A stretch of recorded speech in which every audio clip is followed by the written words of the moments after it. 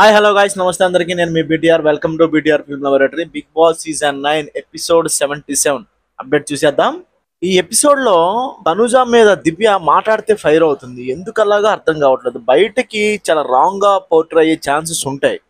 But దివ్య అదేమి consider చేయకుండా నోటికి ఎంత మాటలు వస్తే అంత మాట పెద్ద పెద్ద కేకలు అరుపులతో తన్ని అటాకింగ్ మోడ్ లో చేస్తుంది అనమాట. ఇది చూడడానికి చాలా రాంగ్ గా కనిపిస్తుంది. భరణి గారు అండ్ దివ్య మధ్యలో బాండింగ్ బాగుంది, కానీ కాకపోతే ఏంటంటే ఏ ఏ అని పిలుచుకోవడం ఒక ఆడది ఒక మగాన్ని సొంత అన్నయ్యలాగా సొంత తమ్ముడిలాగా ఫీల్ అయ్యి అంటదా.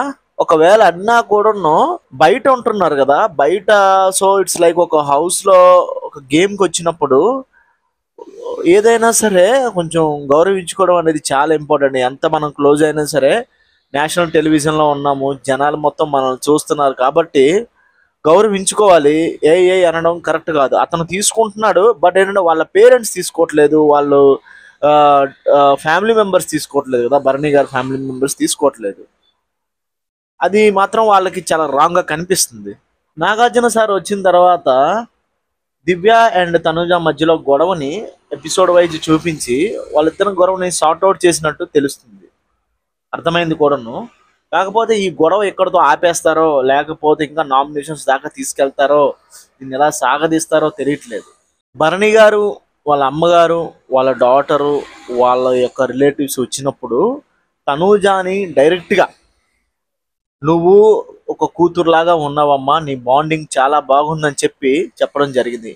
ఈవెన్ నాగేంద్ర బాబు సార్ కూడాను భరణి గారికి మరీ ఇంత సాఫ్ట్గా ఉంటే ఎలాగా, నువ్వు నాకు క్లోజ్ అవ్వచ్చు, నువ్వు మంచివాడు అవ్వచ్చు, ఇంతకు ముందు ఉన్న నీలో ఫైర్ ఇప్పుడైతే కనిపించట్లేదు, ఏదైనా సరే నువ్వు చూసుకోవాలి. ఇది ఇప్పుడు నువ్వు ఆడడానికి వచ్చావు, ఇంకొక మహా అయితే 1 మంత్ ఉంటావేమో, ప్రాపర్గా ఆడు, ఇకనైనా నీ ఒరిజినాలిటీ బయటకు తీసుకురా, నీ ఫైర్ చూపించు.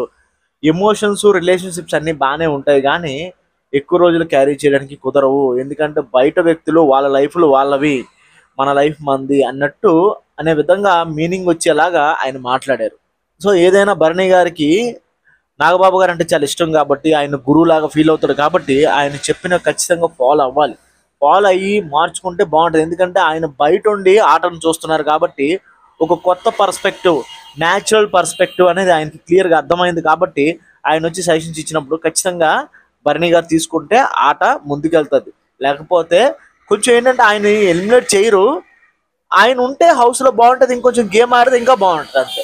ఈరోజు ఎపిసోడ్ చూసారు కదా, నచ్చింది అనుకుంటున్నాను. లైక్ చేయండి, షేర్ చేయండి, కామెంట్ చేయండి. అప్పుడే నా వీడియోస్ ఎదుటి వాళ్ళ సజెషన్స్లోకి వెళ్తే. జై హింద్.